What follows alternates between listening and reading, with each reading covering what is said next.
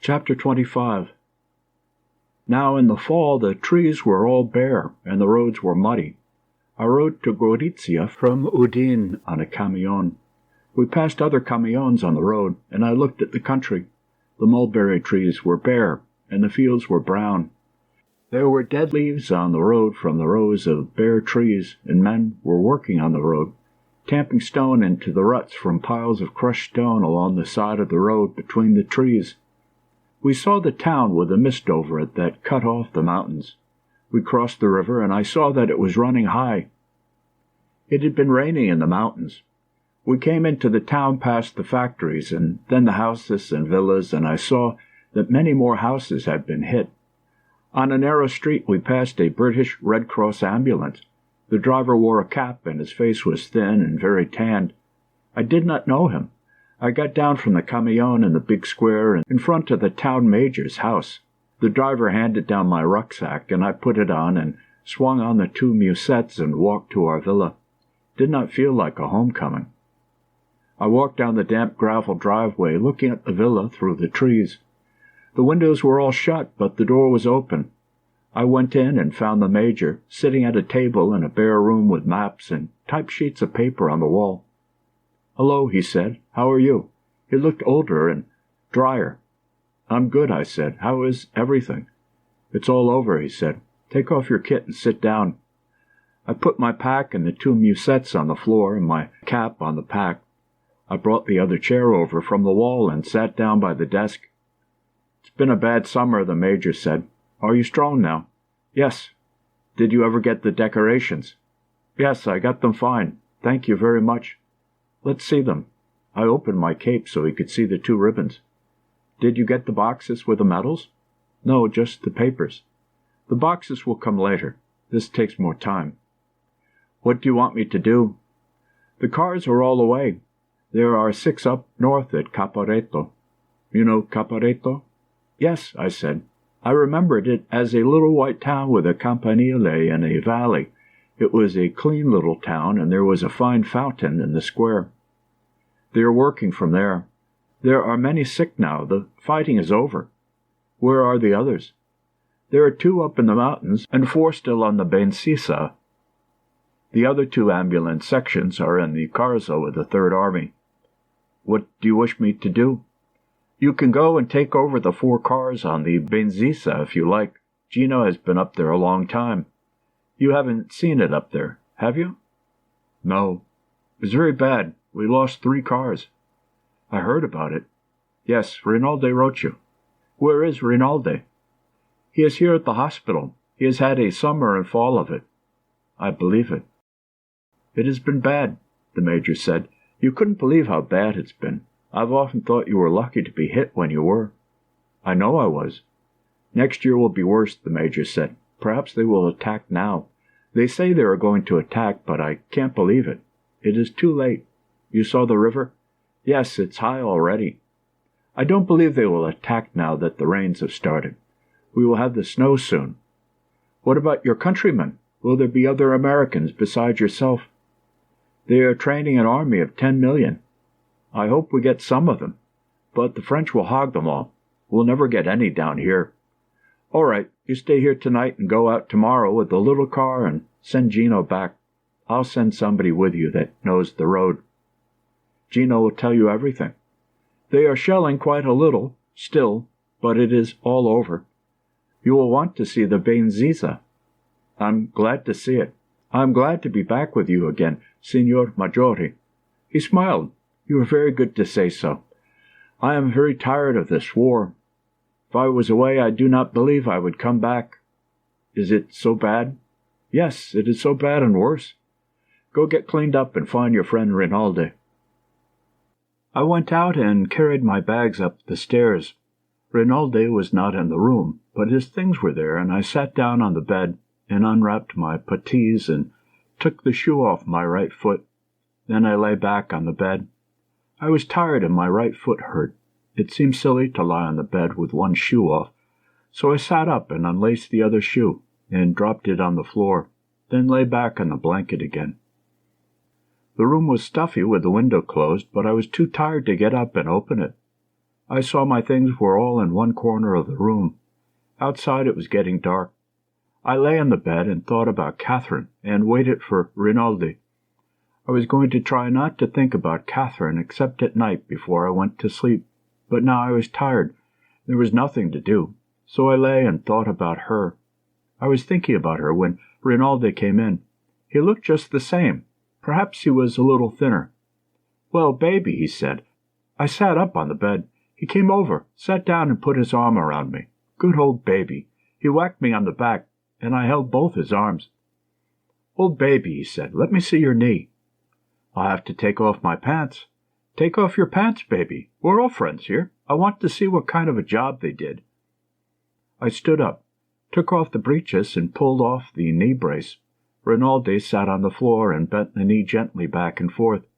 He ran his finger along the scar, put his thumbs together over the kneecap, and rocked the knee gently with his fingers. "Is that all the articulation you have?" "Yes. It's a crime to send you back. They ought to get complete articulation." "It's a lot better than it was. It was stiff as a board." Rinaldi bent it more. I watched his hands. He had fine surgeon's hands. I looked at the top of his head.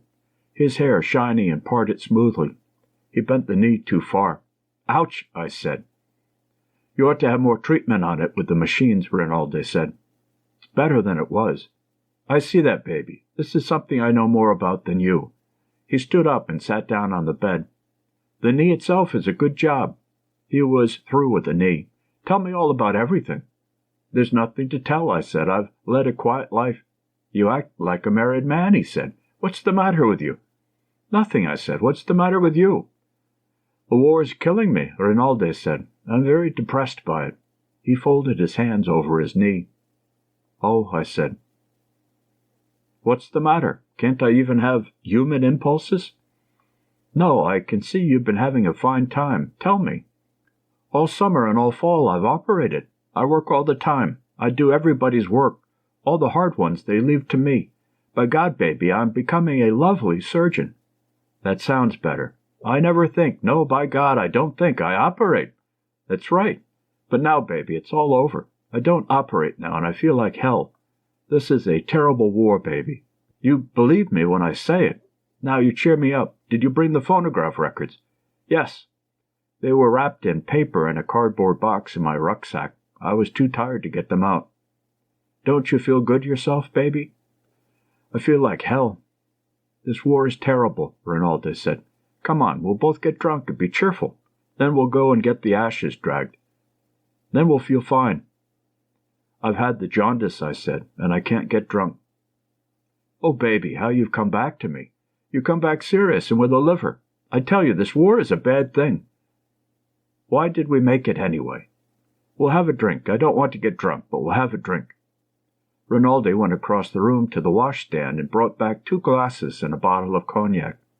"It's Austrian cognac," he said. 7 stars. It's all they captured on San Gabriele." "Were you up there?" "No, I haven't been anywhere. I've been here all the time operating. Look, baby, this is your old toothbrushing glass. I kept it all the time to remind me of you." "To remind you to brush your teeth." "No, I have my own too. I kept this to remind me of you trying to brush away the Villa Rossa from your teeth in the morning, swearing and eating aspirin and cursing harlots. Every time I see that glass, I think of you trying to clean your conscience with a toothbrush." He came over to the bed. "Kiss me once and tell me you're not serious." "I never kiss you. You're an ape." "I know. You are the fine, good Anglo-Saxon boy. I know. You are the remorse boy. I know. I will wait till I see the Anglo-Saxon brushing away harlotry with a toothbrush." "Put some cognac in the glass." We touched glasses and drank. Rinaldi laughed at me. "I will get you drunk and take out your liver, and put you in a good Italian liver and make you a man again." I held the glass for some more cognac. It was dark outside now. Holding the glass of cognac, I went over and opened the window. The rain had stopped falling. It was colder outside, and there was a mist in the trees. "Don't throw the cognac out the window," Rinaldi said. "If you can't drink it, give it to me." "Go something yourself," I said. I was glad to see Rinaldi again. He had spent 2 years teasing me, and I had always liked it. We understood each other very well. "Are you married?" he asked from the bed. I was standing against the wall by the window. "Not yet." "Are you in love?" "Yes." "With that English girl?" "Yes." "Poor baby. Is she good to you?" "Of course. I mean, is she good to you, practically speaking?" "Shut up." "I will. You will see I am a man of extreme delicacy. Does she—" "Rin, I said, please shut up. If you want to be my friend, shut up." "I don't want to be your friend, baby. I am your friend." "Then shut up." "All right." I went over to the bed and sat down beside Rinaldi. He was holding his glass and looking at the floor. "You see how it is, Rin?" "Oh, yes. All my life I encounter sacred subjects, but very few with you. I suppose you must have them too." He looked at the floor. "You haven't any?" "No." "Not any?" "No. I can say this about your mother, and that about your sister, and that about your sister," Rinaldi said swiftly. We both laughed. "The old Superman," I said. "I'm jealous, maybe," Rinaldi said. "No, you're not." "I don't mean like that. I mean something else." "Have you any married friends?" "Yes," I said. "I haven't," Rinaldi said. "Not if they love each other." "Why not?"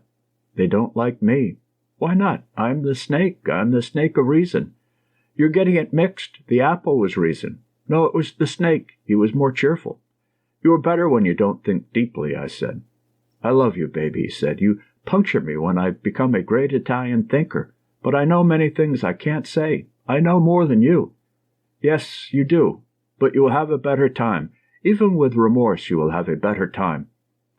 "I don't think so." "Oh, yes, that is true. Already I am only happy when I am working." He looked at the floor again. "You'll get over that." "No, I only like two other things. One is bad for my work, and the other is over in half an hour or 15 minutes, sometimes less." "Sometimes a good deal less." "Perhaps I have improved, baby. You do not know. But there are only the two things in my work." "You'll get other things." "No, we never get anything. We are born with all we have, and we never learn. We never get anything new. We all start complete. You should be glad not to be a Latin." "There's no such thing as a Latin. That is, Latin thinking. You're so proud of your defects." Rinaldi looked up and laughed. "We'll stop, baby. I'm tired from thinking too much." He had looked tired when he came in. "It's nearly time to eat." "I'm glad you're back. You are my best friend and my war brother." "When do the war brothers eat?" I asked. "Right away. We'll drink once more for your liver's sake." "Like St. Paul." "You are inaccurate. That was wine in the stomach. Take a little wine for your stomach's sake." "Whatever you have in the bottle," I said, "for any sake you mention." "To your girl," Rinaldi said. He held out his glass. "All right. I'll never say a dirty thing about her." "Don't strain yourself." He drank off the cognac. "I am pure," he said. "I'm like you, baby. I will get an English girl, too. As a matter of fact, I knew your girl first, but she was a little tall for me." "A tall girl for a sister," he quoted. "You have a lovely pure mind," I said. "Haven't I? That's why they call me Rinaldo Purissimo." "Rinaldo Sporcissimo." "Come on, baby. We'll go down to eat while my mind is still pure." I washed, combed my hair, and we went down the stairs. Rinaldi was a little drunk. In the room where we ate, the meal was not quite ready. "I'll go get the bottle," Rinaldi said. He went off, up the stairs. I sat at the table, and he came back with a bottle, and poured us each a half-tumbler of cognac. "Too much," I said, and held up the glass and sighted at the lamp on the table. "Not for an empty stomach. It is a wonderful thing. It burns out the stomach completely. Nothing is worse for you." "All right." "Self-destruction, day by day," Rinaldi said. "It ruins the stomach, it makes the hand shake. Just the thing for a surgeon." "You recommend it?" "Heartily. I use no other. Drink it down, baby, and look forward to being sick." I drank half the glass. In the hall I could hear the orderly calling, "Soup! Soup is ready." The major came in, nodded to us, and sat down. He seemed very small at table. "Is this all we are?" he asked. The orderly put the soup bowl down, and he ladled out a plateful. "We are all," Rinaldi said, "unless the priest comes. If he knew Federico was here, he would be here." "Where is he?" I asked. "He's at 307, the major said. He was busy with his soup. He wiped his mouth, wiping his upturned gray mustache carefully. "He will come, I think. I called them and left word to tell him you were here." "I missed the noise of the mess," I said. "Yes, it's quiet," the Major said. "I will be noisy," said Rinaldi. "Drink some wine, Enrico," said the Major. He filled my glass. The spaghetti came in, and we were all busy. We were finishing the spaghetti when the priest came in. He was the same as ever, small and brown and compact-looking. I stood up, and we shook hands. He put his hand on my shoulder. "I came as soon as I heard," he said. "Sit down," the Major said. "You're late." "Good evening, priest," Rinaldi said, using the English word. They had taken that up from the priest-baiting captain, who spoke a little English. "Good evening, Rinaldo," the priest said. The orderly brought him soup, but he said he would start with the spaghetti. "How are you?" he asked me. "Fine," I said. "How have things been?" "Drink some wine, priest," Rinaldi said. "Take a little wine for your stomach's sake. That's St. Paul, you know." "Yes, I know," said the priest politely. Rinaldi filled his glass. "That's St. Paul," said Rinaldi. "He's the one who makes all the trouble." The priest looked at me and smiled. I could see that the baiting did not touch him now. "That's St. Paul," Rinaldi said. "He was a rounder and a chaser, and then, when he was no longer hot, he said it was no good. When he was finished, he made the rules for us who were still hot. Isn't it true, Federico?" The Major smiled. We were eating meat stew now. "I never discuss a saint after dark," I said. The priest looked up from the stew and smiled at me. "There he is, gone over with the priest," Rinaldi said. "Where are all the good old priest baiters? Where is Cavalcante? Where is Brundi? Where is Cesare? Do I have to bait this priest alone without support?" "He is a good priest," said the Major. "He is a good priest," said Rinaldi, "but still a priest. I try to make the mess like the old days. I want to make Federico happy." "To hell with you, priest." I saw the Major look at him and noticed that he was drunk. His thin face was white. The line of his hair was very black against the white of his forehead. "It's all right, Rinaldo," said the priest. "It's all right." "To hell with you," said Rinaldi. "To hell with the whole damn business." He sat back in his chair. "He's been under a strain, and he's tired," the Major said to me. He finished his meat and wiped up the gravy with a piece of bread. "I don't give a damn," Rinaldi said to the table. "To hell with the whole business." He looked defiantly around the table, his eyes flat, his face pale. "All right," I said. "To hell with the whole damn business." "No, no," said Rinaldi. "You can't do it. You can't do it. I say you can't do it. You're dry and you're empty and there's nothing else. There's nothing else, I tell you. Not a damn thing. I know when I stop working." The priest shook his head. The orderly took away the stew dish. "What are you eating meat for?" Rinaldi turned to the priest. "Don't you know it's Friday?" "It's Thursday," the priest said. "It's a lie. It's Friday. You're eating the body of our Lord. It's God meat. I know. It's dead Austrian. That's what you're eating."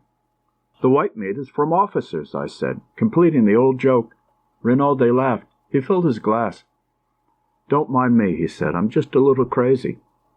"You ought to have a leave," the priest said. The Major shook his head at him. Rinaldi looked back at the priest. "You think I ought to have a leave?" The Major shook his head at the priest. Rinaldi was looking at the priest. "Just as you like," the priest said. "Not if you don't want." "To hell with you," Rinaldi said. "They try to get rid of me. Every night they try to get rid of me. I fight them off. What if I have it? Everybody has it. The whole world's got it. First," he went on, assuming the manner of a lecturer, "it's a little pimple. Then we notice a rash between the shoulders. Then we notice nothing at all. We put our faith in Mercury." "Or Salvarson," the Major interrupted quietly. "A mercurial product," Rinaldi said. He acted very elated now. "I know something worth 2 of that." "Good old priest," he said. "You'll never get it. Baby will get it. It's an industrial accident. It's a simple industrial accident." The orderly brought in the sweet and coffee. The dessert was a sort of black bread pudding with hard sauce. The lamp was smoking, the black smoke going close up inside the chimney. "Bring 2 candles and take away the lamp," the Major said. The orderly brought 2 lighted candles each in a saucer and took out the lamp, blowing it out. Rinaldi was quiet now. He seemed all right. We talked, and after the coffee we all went out into the hall. "You want to talk to the priest?" "I have to go in the town," Rinaldi said. "Good night, priest." "Good night, Rinaldo," the priest said. "I'll see you, Freddie," Rinaldi said. "Yes," I said. "Come in early." He made a face and went out the door. The Major was standing with us. "He's very tired and overworked," he said. "He thinks, too, he has syphilis. I don't believe it, but he may have. He is treating himself for it. Good night. You will leave before daylight, Enrico?" "Yes." "Goodbye, then," he said. "Good luck. Peduzzi will wake you and go with you." "Goodbye, Signor Maggiore." "Goodbye." They talk about an Austrian offensive, but I don't believe it. I hope not. But anyway, it won't be here. Gino will tell you everything. The telephone works well now. I'll call regularly. Please do. Good night. Don't let Rinaldi drink so much brandy." "I'll try not to." "Good night, priest." "Good night, Signor Maggiore." He went off into his office. Chapter 26. I went to the door and looked out. It had stopped raining, but there was a mist. "Should we go upstairs?" I asked the priest. "I can only stay a little while." "Come on up." We climbed the stairs and went into my room. I lay down on Rinaldi's bed. The priest sat on my cot that the orderly had set up. It was dark in the room. "Well," he said, "how are you really?" "I'm all right. I'm tired tonight." "I'm tired too, but from no cause." "What about the war?" "I think it will be over soon. I don't know why, but I feel it." "How do you feel it?" "You know how your major is? Gentle. Many people are like that now." "I feel that way myself," I said. "It has been a terrible summer," said the priest. He was surer of himself now than when I had gone away. "You cannot believe how it has been, except that you have been there and you know how it can be. Many people have realized the war this summer. Officers whom I thought could never realize it now." "What will happen?" I stroked the blanket with my hand. "I do not know, but I do not think it can go on much longer." "What will happen?" "They will stop fighting." "Who?" "Both sides." "I hope so," I said. "You don't believe it?" "I don't believe both sides will stop fighting at once." "I suppose not. It is too much to expect. But when I see the changes in men, I do not think it can go on." "Who won the fighting this summer?" "No one." "The Austrians won," I said. "They kept them from taking San Gabriele. They've won. They won't stop fighting." "If they feel as we feel, they may stop. They have gone through the same thing." "No one ever stopped when they were winning." "You discourage me." "I can only say what I think." "Then you will think it will go on and on? Nothing will ever happen?" "I don't know. I only think the Austrians will not stop when they have won a victory. It is in defeat that we become Christian." "The Austrians are Christians, except for the Bosnians." "I don't mean technically Christian. I mean like our Lord." He said nothing. "We are all gentler now because we are beaten. How would our Lord have been if Peter had rescued him in the garden?" "He would have been just the same." "I don't think so," I said.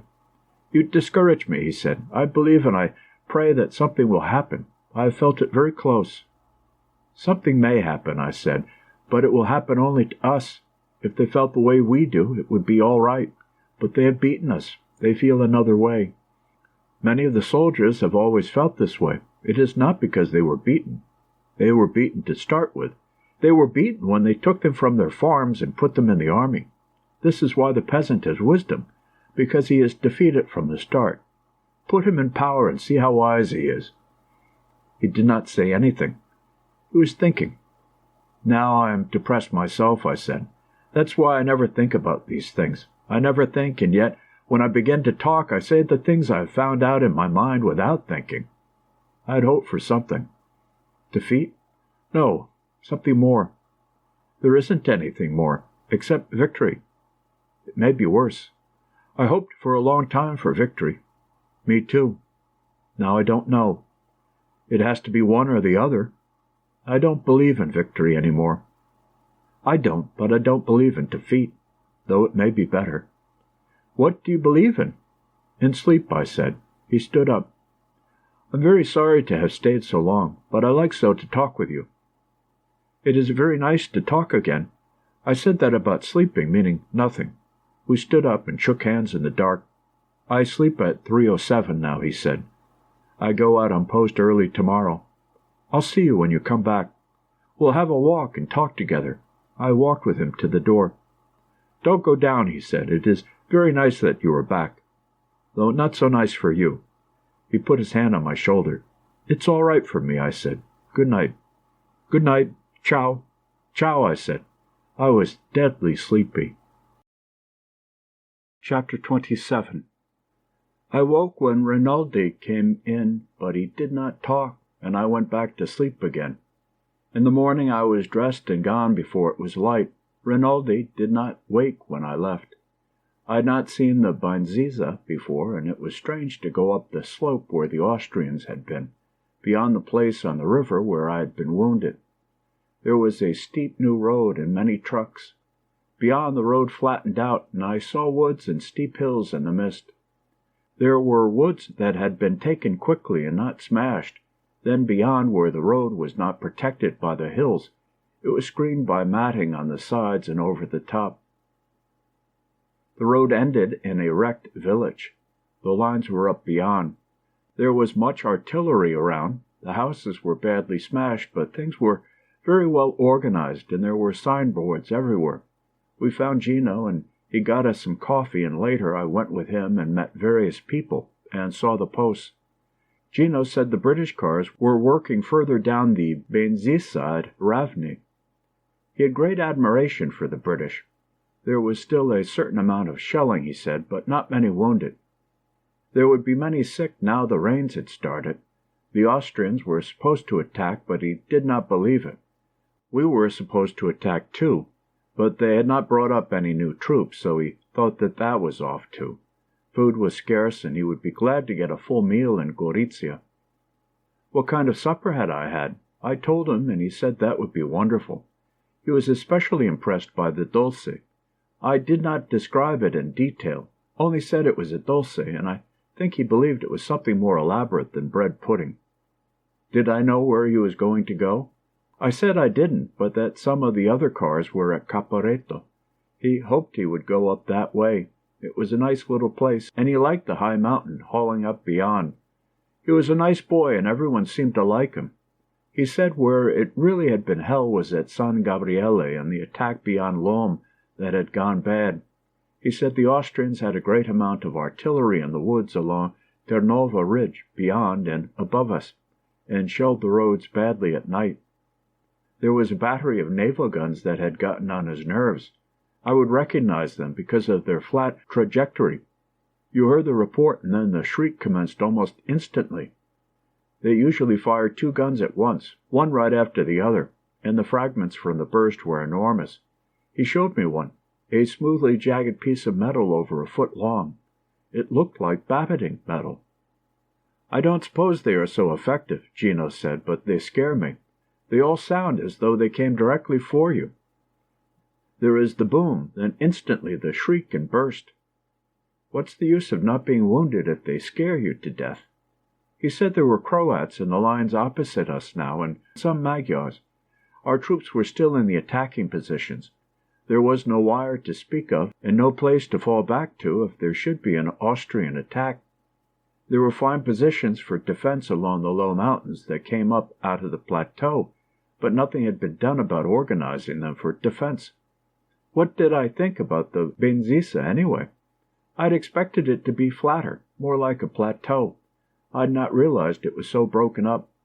"Alto piano," Gino said, "but no piano." We went back to the cellar of the house where he lived. I said I thought a ridge that flattened out on top and had a little more depth would be easier and more practical to hold than a succession of small mountains. It was no harder to attack up a mountain than on the level, I argued. "That depends on the mountains," he said. "Look at San Gabriele." "Yes," I said, "but where they had trouble was at the top where it was flat. They got to the top easy enough." "Not so easy," he said. "Yes," I said, "but that was a special case, because it was a fortress rather than a mountain, anyway. The Austrians had been fortifying it for years." I meant, tactically speaking, in a war where there was some movement, a succession of mountains were nothing to hold as a line, because it was too easy to turn them. You should have possible mobility, and a mountain is not very mobile. Also, people always overshoot downhill. If the flank were turned, the best men would be left on the highest mountains. I did not believe in a war in mountains. I had thought about it a lot, I said. You pinched off one mountain, they pinched off another, but when something really started, everyone had to get down off the mountains. What were you going to do if you had a mountain frontier? He asked. I had not worked that out yet, I said, and we both laughed. But, I said, in the old days the Austrians were always whipped in the quadrilateral around Verona. They let them come down onto the plain and whipped them there. Yes, said Gino, but those were Frenchmen, and you can work out military problems clearly when you are fighting in somebody else's country. Yes, I agreed, when it is your own country, you cannot use it so scientifically. The Russians did, to trap Napoleon. Yes, but they had plenty of country. If you tried to retreat to trap Napoleon in Italy, you would find yourself in Brindisi. A terrible place, said Gino. Have you ever been there? Not to stay. I am a patriot, Gino said, but I cannot love Brindisi or Taranto. Do you love the Benzisa? I asked. The soil is sacred, he said, but I wish it grew more potatoes. You know, when we came here, we found fields of potatoes the Austrians had planted. Has the food really been short? I myself have never had enough to eat, but I am a big eater, and I have not starved. The mess is average. The regiments in the line get pretty good food, but those in support don't get so much. Something is wrong somewhere. There should be plenty of food. The dogfish are selling it somewhere else. Yes, they give the battalions in the front line as much as they can, but the ones back are very short. They have eaten all the Austrians' potatoes and chestnuts from the woods. They ought to feed them better. We are big eaters. I'm sure there is plenty of food. It is very bad for the soldiers to be short of food. Have you ever noticed the difference it makes in the way you think? Yes, I said. It can't win a war, but it can lose one. We won't talk about losing. There is enough talk about losing. What has been done this summer cannot have been done in vain. I did not say anything. I was always embarrassed by the words sacred, glorious, and sacrifice, and the expression in vain. We had heard them, sometimes standing in the rain almost out of earshot, so that only the shouted words came through, and had read them on proclamations that were slapped up by bill posters over other proclamations, now for a long time, and I had seen nothing sacred, and the things that were glorious had no glory, and the sacrifices were like the stockyards at Chicago if nothing was done with the meat except to bury it. There were many words that you could not stand to hear, and finally only the names of places had dignity.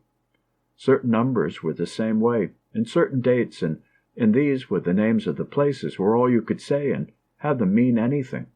Abstract words such as glory, honor, courage, or hallow were obscene beside the concrete names of villages, the numbers of roads, the names of rivers, the numbers of regiments, and the dates.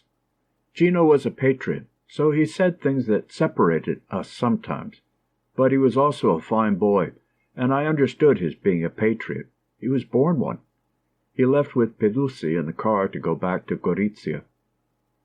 It stormed all that day. The wind drove down the rain, and everywhere there was standing water and mud. The plaster of the broken houses was gray and wet. Late in the afternoon the rain stopped, and from out number 2 post I saw the bare wet autumn country with clouds over the tops of the hills, and the straw screening over the roads wet and dripping. The sun came out once before it went down, and shone on the bare woods beyond the ridge. There were many Austrian guns in the woods on that ridge, but only a few fired. I watched the sudden round puffs of shrapnel smoke in the sky above a broken farmhouse near where the line was. Soft puffs with a yellow-white flash in the center. You saw the flash, then heard the crack, then saw the smoke ball distort and thin in the wind. There were many iron shrapnel balls in the rubble of the houses, and on the road beside the broken house where the post was, but they did not shell near the post that afternoon. We loaded 2 cars and drove down the road that was screened with wet mats, and the last of the sun came through in the breaks between the strips of mattings. Before we were out on the clear road behind the hill, the sun was down. We went on down the clear road, and as it turned a corner into the open and went into the square arched tunnel of matting, the rain started again. The wind rose in the night, and at 3 o'clock in the morning, with the rain coming in sheets, there was a bombardment, and the Croatians came over, crossed the mountain meadows, and through patches of woods, and into the front line. They fought in the dark and the rain, and a counterattack of scared men from the second line drove them back. There was much shelling and many rockets in the rain, and machine gun and rifle fire all along the line. They did not come again, and it was quieter, and between the gusts of wind and rain we could hear the sound of a great bombardment far to the north. The wounded were coming into the post. Some were carried on stretchers, some walking, and some were brought on the backs of men that came across the field. They were wet to the skin, and all were scared. We filled 2 cars with stretcher cases as they came up from the cellar of the post, and as I shut the door of the second car and fastened it, I felt the rain on my face turn to snow. The flakes were coming heavy and fast in the rain. When daylight came, the storm was still blowing, but the snow had stopped. It had melted as it fell on the wet ground, and now it was raining again. There was another attack just after daylight, but it was unsuccessful.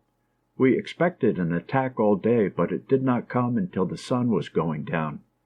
The bombardment started to the south, below the long wooded ridge where the Austrian guns were concentrated. We expected a bombardment, but it did not come. It was getting dark. Guns were firing from the field behind the village, and the shells, going away, had a comfortable sound. We heard that the attack to the south had been unsuccessful. They did not attack that night, but we heard that they had broken through to the north. In the night, word came that we were to prepare to retreat. The captain at the post told me this. He had it from the brigade. A little while later he came from the telephone and said it was a lie. The brigade had received orders that the line of the Gorizia should be held no matter what happened. I asked about the breakthrough, and he said he had heard at the brigade that the Austrians had broken through the 27th Army Corps up toward Caporetto. There had been a great battle in the north all day. If those bastards let them through, we were cooked, he said. It's Germans that are attacking, one of the medical officers said. The word Germans was something to be frightened of. We did not want to have anything to do with the Germans. There are 15 divisions of Germans, the medical officer said. They have broken through and we will be cut off.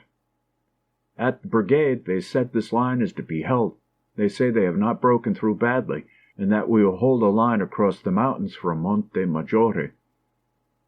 Where did they hear this? From the division.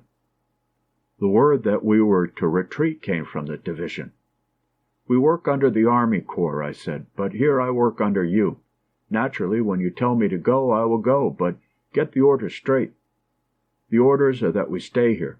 You clear the wounded from here to the clearing station. Sometimes we clear from the clearing station to the field hospitals, too, I said. Tell me, I've never seen a retreat. If there is a retreat, how are all the wounded evacuated? They are not. They take as many as they can and leave the rest. What will I take in the cars? Hospital equipment. All right, I said. The next night the retreat started. We heard that Germans and Austrians had broken through in the north and were coming down the mountain valleys toward Cividale and Udine. The retreat was orderly, wet and sullen. In the night, going slowly along the crowded roads, we passed troops marching under the rain, guns, horses pulling wagons, mules, motor trucks, all moving away from the front. There was no more disorder than in an advance. That night we helped empty the field hospitals that had been set up in the least ruined villages of the plateau, taking the wounded down to Plava on the riverbed, and the next day hauled all day in the rain to evacuate the hospitals and clearing station at Plava. It rained steadily, and the army of the Gorizia moved down off the plateau in the October rain and across the river where the great victories had commenced in the spring of that year. We came into Gorizia in the middle of the next day. The rain had stopped, and the town was nearly empty. As we came up the street, they were loading the girls from the soldiers' whorehouse into a truck. There were 7 girls, and they had on their hats and coats and carried small suitcases. 2 of them were crying. Of the others, one smiled at us and put out her tongue and fluttered it up and down. She had thick, full lips and black eyes. I stopped the car and went over and spoke to the matron. The girls from the officer's house had left early that morning, she said. Where were they going? To Conegliano, she said. The truck started. The girl with thick lips put out her tongue again at us. The matron waved. The two girls kept on crying. The others looked interestedly out at the town. I got back in the car. We ought to go with them, Bonello said. That would be a good trip. We'll have a good trip, I said. We'll have a hell of a trip. That's what I mean, I said. We came up the drive to the villa. I'd like to be there when some of those tough babies climb in and try and hop them. You think they will? Sure.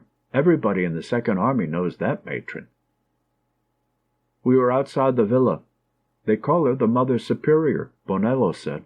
The girls are new, but everyone knows her. They must have brought them up just before the retreat. They'll have a time. I'll say they'll have a time. I'd like to have a crack at them for nothing. They charge too much at that house anyway. The government gyps us. Take the car out and have the mechanics go over it, I said. Change the oil and check the differential. Fill it up and then get some sleep. Yes, Signor Tenente. The villa was empty.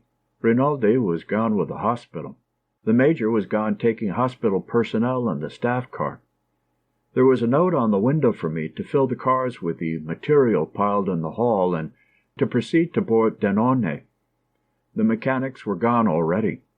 I went out back to the garage. The other two cars came in while I was there, and their drivers got down. It was starting to rain again. I'm so blank sleepy I want to sleep 3 times coming here from Plava, Piani said. What are we going to do, Tenente? We'll change the oil, grease them, fill them up, then take them around in front and load up the junk they've left. Then do we start? No, we'll sleep for 3 hours. Christ, I'm glad to sleep, Bonello said. I couldn't keep awake driving. How's your car, Aimo? I asked. It's all right. Get me a monkey suit and I'll help you with the oil. Don't you do that, Tenente, Aimo said. It's nothing to do. You go and pack your things. My things are all packed, I said. I'll go and carry out the stuff that they left for us. Bring the cars around as soon as they're ready. They brought the cars around to the front of the villa, and we loaded them with the hospital equipment which was piled in the hallway. When it was all in, the 3 cars stood in line down the driveway under the trees in the rain. We went inside. Make a fire in the kitchen and dry your things, I said. I don't care about dry clothes, Piani said. I want to sleep. I'm going to sleep on the major's bed, Bonello said. I'm going to sleep where the old man corks off. I don't care where I sleep, Piani said. There are 2 beds in here. I opened the door. I never knew what was in that room, Bonello said. That was old Fishface's room, Piani said. You 2 sleep in there, I said. I'll wake you. The Austrians will wake us if you sleep too long, Tenente, Bonello said. I won't oversleep, I said. Where's Aimo? He went out to the kitchen. Get to sleep, I said. I'll sleep, Piani said. I've been asleep sitting up all day. The whole top of my head kept coming down over my eyes. Take your boots off, Bonello said. That's old Fishface's bed. Fishface is nothing to me. Piani lay on the bed, his muddy boots straight out, his head on his arm. I went out to the kitchen. Aimo had a fire in the stove and a kettle of water on. I thought I'd start some pasta asciutta, he said. We'll be hungry when we wake up. Aren't you sleepy, Bartolomeo? Not so sleepy. When the water boils, I'll leave it. The fire will go down. You'd better get some sleep, I said. We can eat cheese and monkey meat. This is better, he said. Something hot will be good for those 2 anarchists. You go to sleep, Tenente. There is a bed in the major's room. You sleep there. No, I'm going up to my old room. Do you want a drink, Bartolomeo? When we go, Tenente. Now it wouldn't do me any good. If you wake in 3 hours and I haven't called you, wake me, will you? I haven't any watch, Tenente. There is a clock on the wall in the major's room. All right.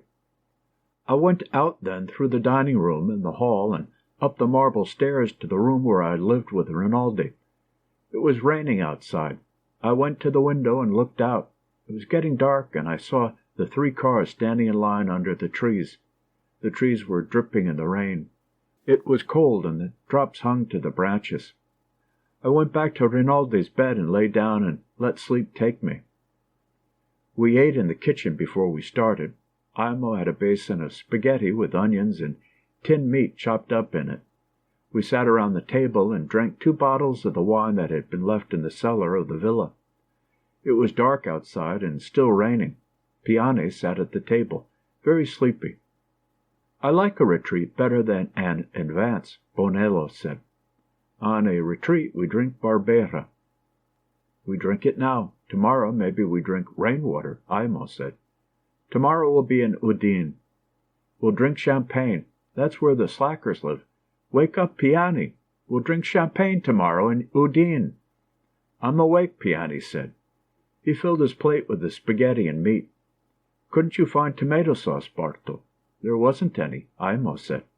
"We'll drink champagne in Udine," Bonello said. He filled his glass with a clear red Barbera. "We may drink blank before Udine," Piani said. "Have you eaten enough, Tenente?" Imo asked. "I've got plenty. Give me the bottle, Bartolomeo." "I have a bottle apiece to take in the cars," Imo said. "Did you sleep at all?" "I don't need much sleep. I slept a little." "Tomorrow we'll sleep in the king's bed," Bonello said. He was feeling very good. "Tomorrow maybe we'll sleep in blank," Piani said. "I'll sleep with the queen," Bonello said. He looked to see how I took the joke. "You'll sleep with blank," Piani said sleepily. "That's treason, Tenente," Bonello said. "Isn't that treason?" "Shut up," I said. "You get too funny with a little wine." Outside it was raining hard. I looked at my watch. It was 9:30. "It's time to roll," I said, and stood up. "Who are you going to ride with, Tenente?" Bonello asked. "With Imo. Then you come. Then Piani. We'll start out on the road for Cormons." "I'm afraid I'll go to sleep," Piani said. "All right, I'll ride with you. Then Bonello, then Imo. That's the best way," Piani said, "because I'm so sleepy." "I'll drive and you sleep a while." "No, I can drive, just so long as I know somebody will wake me if I go to sleep." "I'll wake you up." "Put out the lights, Barto." "You might as well leave them," Bonello said. "We've got no more use for this place." "I have a small locker trunk in my room," I said. "Will you help take it down, Piani?" "We'll take it," Piani said. "Come on, Aldo." He went off to the hall with Bonello. I heard them going upstairs. "This was a fine place," Bartolomeo Imo said. He put 2 bottles of wine and half a cheese into his haversack. "There won't be a place like this again." "Where will they retreat to, Tenente?" "Beyond the Tagliamento, they say. The hospital and the sector are to be at Pordenone." "This is a better town than Pordenone." "I don't know Pordenone," I said. "I've just been through there." "It's not much of a place," Imo said.